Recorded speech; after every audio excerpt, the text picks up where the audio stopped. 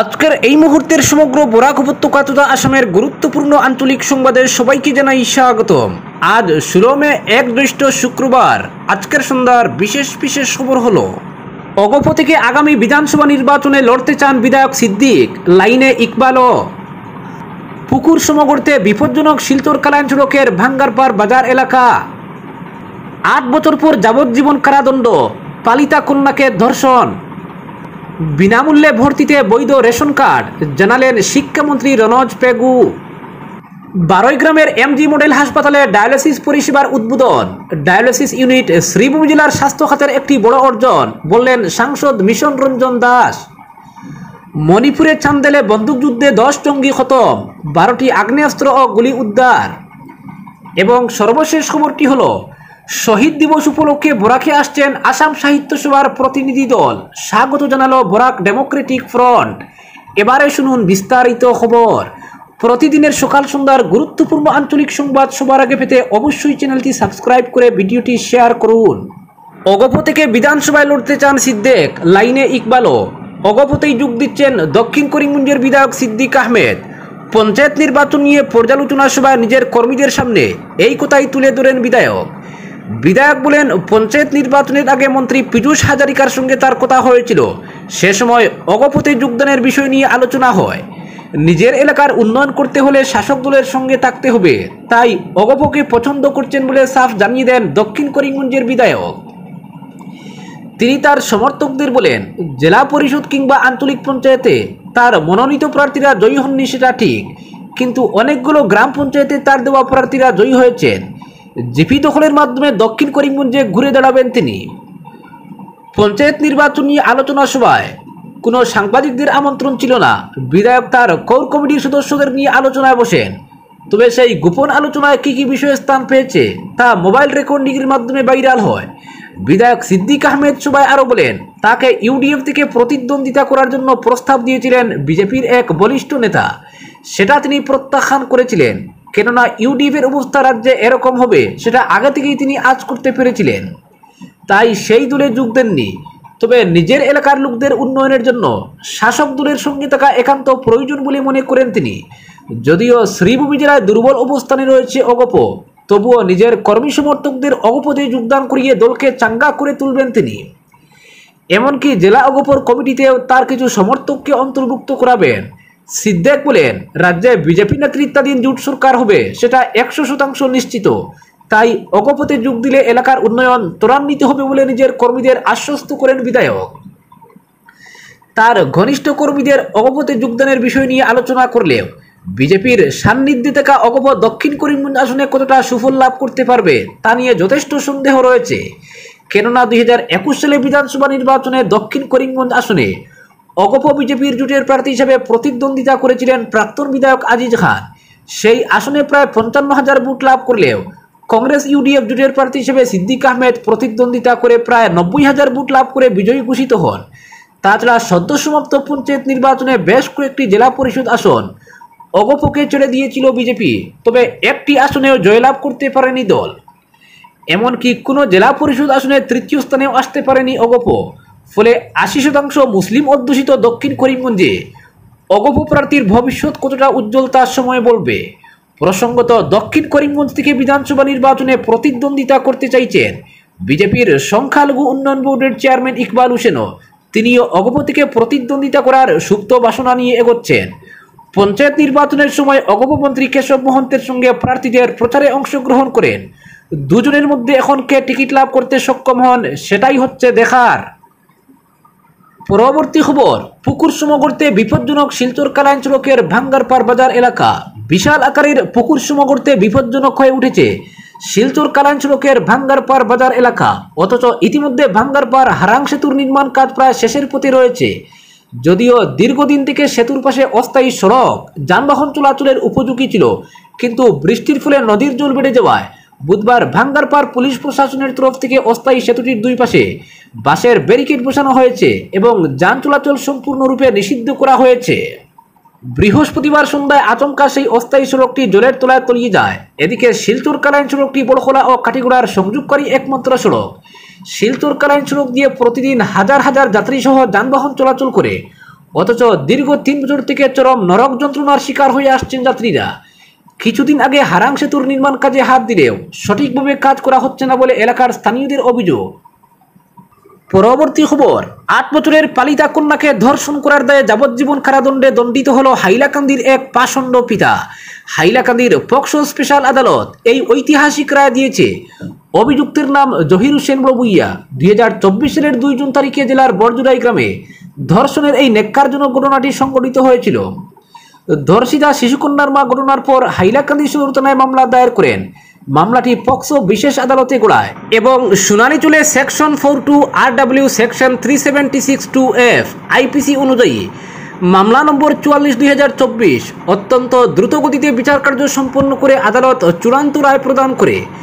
জেলা ও দায়রা জজ সৈয়দ ইমদাদুর রহমান অভিযুক্তকে দোষী সাব্যস্ত করে যাবজ্জীবন সশ্রম কারাদণ্ডের নির্দেশ দেন। মামলায় মোট 6 জনের সাক্ষ্য গ্রহণ করা হয়। সরকারের পক্ষ থেকে মামলাটি পরিচালনা করেন সরকারি আইনজীবী দেবজিৎ চক্রবর্তী ও বিশেষ পক্সো পিপি শাহাবুদ্দিন লস্কর। পরবর্তী খবর, শ্রীভূমি জেলার স্বাস্থ্য পরিকাঠামোকে আরও শক্তিশালী করার লক্ষ্যে শুক্রবার MG মডেল হাসপাতাল বারৈগ্রামে একটি অত্যাধুনিক ডায়ালিসিস পরিষেবা ইউনিটের উদ্বোধন করা হয়েছে। এই পরিষেবাটি অ্যাপোলো হেলথ অ্যান্ড লাইফস্টাইল লিমিটেডের সঙ্গে সরকারি বেসরকারি অংশীদারিত্বের মাধ্যমে চালু করা হয়েছে। এই ইউনিটের উদ্বোধন করেন রাজ্যসভার সদস্য মিশন রঞ্জন দাস। বিশেষ অতিথি হিসেবে উপস্থিত ছিলেন দক্ষিণ করিমগঞ্জের বিধায়ক সিদ্দিক আহমেদ। এছাড়াও অনুষ্ঠানে উপস্থিত ছিলেন জেলা পরিষদ সদস্য অভিজিৎ রায়, স্বাস্থ্য বিভাগের যুগ্ম সঞ্চালক ডক্টর সুমনা নাইডিং, পাতারকান্দির SDMO ডক্টর BK সিং এবং বিজেপি জেলা সভাপতি সঞ্জীব বণিক। অনুষ্ঠানটি পরিচালনা করেন সুমন চৌধুরী, জেলা মিডিয়া বিশেষজ্ঞ, জাতীয় স্বাস্থ্য মিশন এবং এল প্রকাশ সিং, জেলা কর্মসূচি সমন্বয়ক ও সংক্রামক রোগ। নতুন চালু হওয়া এই ডায়ালিসিস ইউনিটে 3 শয্যা রয়েছে এবং প্রতিদিন সর্বাধিক 9টি ডায়ালিসিস সেবা প্রদান করা যাবে। এই পরিষেবাগুলি সম্পূর্ণ বিনামূল্যে প্রদান করা হবে যাতে অসহায় ও অসচ্ছল রোগীরাও এই গুরুত্বপূর্ণ চিকিৎসার সুযোগ পাবেন। অনুষ্ঠানে বক্তব্য রাখতে গিয়ে সাংসদ মিশন রঞ্জন দাস বলেন, এই ডায়ালিসিস ইউনিট শ্রীভূমি জেলার স্বাস্থ্য খাতের একটি বড় অর্জন। বিনামূল্যে এই পরিষেবা বহু পরিবারের আর্থিক ও শারীরিক কষ্ট কমাবে। তিনি স্বাস্থ্য বিভাগ ও অ্যাপোলো সংস্থাকে আন্তরিক অভিনন্দন জানান। সিদ্দিক আহমেদ বলেন, বারৈগ্রাম ও আশেপাশের মানুষের বহুদিনের দাবি ছিল একটি ডায়ালিসিস কেন্দ্র। সেটি বাস্তবায়িত হয়ে আমরা আনন্দিত। এই পরিষেবার মাধ্যমে বহু রোগী উপকৃত হবেন। ডক্টর সুমনা নাইডিং বলেন, চিকিৎসার পাশাপাশি আমাদের সকলকে প্রতিরোধমূলক জীবনযাত্রার উপর গুরুত্ব দিতে হবে। স্বাস্থ্যকর খাদ্য, নিয়মিত ব্যায়াম, ধূমপান ও মদ্যপান থেকে বিরত থাকা, মানসিক চাপ নিয়ন্ত্রণ, এগুলি রোগ প্রতিরোধে গুরুত্বপূর্ণ ভূমিকা রাখে। যদি জীবনধারায় পরিবর্তন আনা যায় তবে ভবিষ্যতে ডায়ালিসিসের প্রয়োজন অনেকাংশে হ্রাস পাবে। করিমগঞ্জ সিভিল হাসপাতালের পর শ্রীভূমি জেলার এটি দ্বিতীয় ডায়ালিসিস ইউনিট, যা জেলার স্বাস্থ্যসেবায় গুরুত্বপূর্ণ সংযোজন। পরবর্তী খবর, মণিপুরের চান্দেলে বন্দুকযুদ্ধে 10 জঙ্গি খতম, 12টি আগ্নেয়াস্ত্র ও গুলি উদ্ধার। ভারত মায়ানমার সীমান্তের কাছে মণিপুরের চান্দেল জেলায় নিরাপত্তা বাহিনীর সঙ্গে বন্দুকযুদ্ধে 10 জন নিহত জঙ্গিদের শনাক্ত করার চেষ্টা চলছে। আজ একজন প্রতিরক্ষা জনসংযোগ কর্মকর্তা জানিয়েছেন। জনসংযোগ কর্মকর্তার জারি করা এক বিবৃতি অনুসারে নিরাপত্তা বাহিনী এলাকায় পরবর্তী অভিযানের সময় 12টি আগ্নেয়াস্ত্র, গোলাবারুদ এবং একটি রকেট চালিত গ্রেনেড উদ্ধার করেছে। বুধবার ভারত মায়ানমার সীমান্তবর্তী চান্দেল জেলার নিউ সান্তাল গ্রামের কাছে আসাম রাইফেলস ইউনিটের সঙ্গে বন্দুকযুদ্ধে ছদ্মবেশী পোশাক পরা কমপক্ষে 10 জন জঙ্গি নিহত হয়েছে। বিবৃতি অনুসারে জঙ্গিরা সীমান্তের আন্তঃবিদ্রোহী কার্যকলাপে জড়িত বলে সন্দেহ করা হচ্ছে। এতে আরও বলা হয়েছে, সীমান্তের পরিস্থিতি এখনও কঠোর নজরদারিতে রয়েছে। এই অঞ্চলে শান্তি ও স্থিতিশীলতা নিশ্চিত করার জন্য বেসামরিক প্রশাসন এবং গোয়েন্দা সংস্থাগুলির সঙ্গে সমন্বয় করা হচ্ছে। পরবর্তী খবর, মাতৃভাষার অধিকার রক্ষার আন্দোলনে 1961-র 19 মে শহীদ হয়েছিলেন বরাক উপত্যকার 11 জন সত্যাগ্রহী। এই ঘটনার প্রায় 65 বছর পর এই প্রথম এবছরের 19 মে শহীদদের শ্রদ্ধা জানাতে বরাকে আসছেন অসম সাহিত্য সভার এক প্রতিনিধি দল। তাদের এই শহরকে স্বাগত জানানোর পাশাপাশি বাংলাভাষীদের আরও কিছু দাবি নিয়ে সরকারের তাদের সঙ্গে তদবির করার আবেদন জানালো বরাক ডেমোক্রেটিক ফ্রন্ট। আজ বিডিএফ কার্যালয়ে আয়োজিত এক সাংবাদিক সম্মেলন করে বিডিএফ মুখ্য আহ্বায়ক প্রদীপ দত্ত রায় বলেন, অসম সাহিত্য সভার পক্ষ থেকে আগামী 17 থেকে 19 মে অবধি বরাক উপত্যকা সফরের যে সিদ্ধান্ত নেওয়া হয়েছে তাকে স্বাগত জানাচ্ছে বরাক ডেমোক্রেটিক ফ্রন্ট। তিনি আশা করেন 2 উপত্যকার 2 ভাষিক জনগোষ্ঠীর মধ্যে যে ভুল বোঝাবুঝির সৃষ্টি হয়েছে তার অবসানে আসাম সাহিত্য সভার প্রতিনিধিদের এই সফর গুরুত্বপূর্ণ ভূমিকা রাখবে। তিনি বলেন, বিডিএফ এর পক্ষ থেকে এর আগেই বরাকে অসম সাহিত্য সভার অধিবেশনের আয়োজন এবং ব্রহ্মপুত্র উপত্যকায় বাংলাভাষীদের বিভিন্ন সংগঠনের যৌথ অধিবেশন অনুষ্ঠিত করার প্রস্তাব দেওয়া হয়েছিল। তিনি বলেন, একমাত্র সঠিক করতে সাংস্কৃতিক আদান প্রদানের মাধ্যমেই দুই ভাষিক জনগোষ্ঠীর মধ্যে সমন্বয় রচিত হতে পারে। তাই আসাম সাহিত্য সভার এবারের সফর সেই উদ্দেশ্য পূরণে সহায়ক হবে বলে তিনি মনে করেন। বিডিএফ মুখ্য আহ্বায়ক দত্ত রায় আরও বলেন, শিলচর রেল স্টেশন ভাষা শহীদদের রক্তেরাঙ্গা হয়েছিল, তার নাম পরিবর্তন করে ভাষা শহীদ স্টেশন করার ব্যাপারে অনেক দিন ধরে দাবি জানিয়ে আসছেন বরাক উপত্যকাবাসী। কেন্দ্রীয় সরকার এবং রেল মন্ত্রকের সবুজ সংকেত সত্ত্বেও দিশপুরের নিষ্ক্রিয়তায় এই ফাইলটি আটকে আছে। তিনি অসম সাহিত্য সভার কর্মকর্তাদের এই ব্যাপারে সরকারের সঙ্গে আলোচনা করে আগামী 19 মে এই ব্যাপারে চূড়ান্ত ঘোষণা করার আহ্বান জানিয়েছেন। প্রদীপ দত্ত রায় বলেন, প্রাক্তন মুখ্যমন্ত্রী সর্বানন্দ সোনোয়াল বিগত দিনে ভাষা শহীদদের শ্রদ্ধা জানিয়ে একটি ভাষা শহীদ স্মারক সংগ্রহশালা তৈরির প্রস্তাব রেখেছিলেন। পরে এই ব্যাপারে সরকারি অর্থ বরাদ্দের পাশাপাশি আসাম বিশ্ববিদ্যালয়ের তরফে 5 বিঘা জমিও দান করা হয়, কিন্তু এই প্রকল্পের আর কোনো অগ্রগতি হয়নি। তাই এই ব্যাপারে দৃষ্টি আকর্ষণ করে তিনি অসম সাহিত্য সভার প্রতিনিধিদের এর জন্য সরকারের সাথে তদবির করার আবেদন জানিয়েছেন। এও বলেন, বাংলাকে রাজ্যের সরকারি সহযোগী ভাষা হিসেবে স্বীকৃতি দেওয়ার ব্যাপারটিও ঝুলন্ত। বড় ভাষাকে সহযোগী ভাষার মান্যতা দেওয়ার জন্য সরকারকে তারা অবশ্যই অভিনন্দন জানিয়েছেন, কিন্তু পাশাপাশি রাজ্যের বাংলাভাষীদের এই গণদাবি পূরণে সবাইকে উদ্যোগী হতে হবে।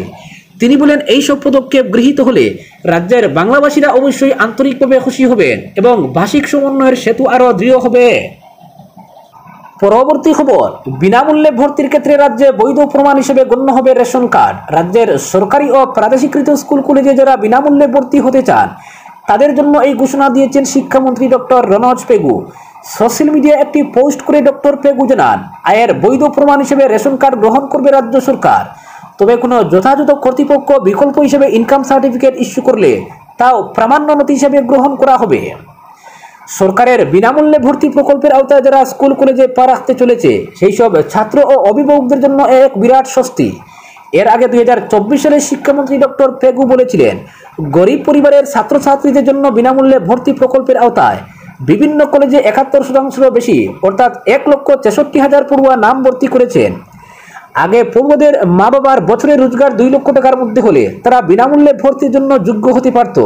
তবে বর্তমানে এই সীমা 4 লক্ষ পর্যন্ত বাড়িয়ে দেওয়া হয়েছে বলে এক্স হ্যান্ডেলে জানিয়েছেন শিক্ষামন্ত্রী।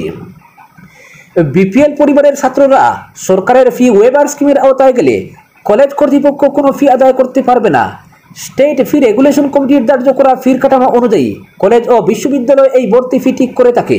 মন্ত্রীর দেওয়া তথ্য অনুযায়ী এবছর গতকাল পর্যন্ত 1,63,123 জন পড়ুয়ার মধ্যে 1,18,199 জন অর্থাৎ 71% বিনামূল্যে ভর্তি হয়েছে। আজকের বিশেষ সংবাদ এখানেই সমাপ্ত।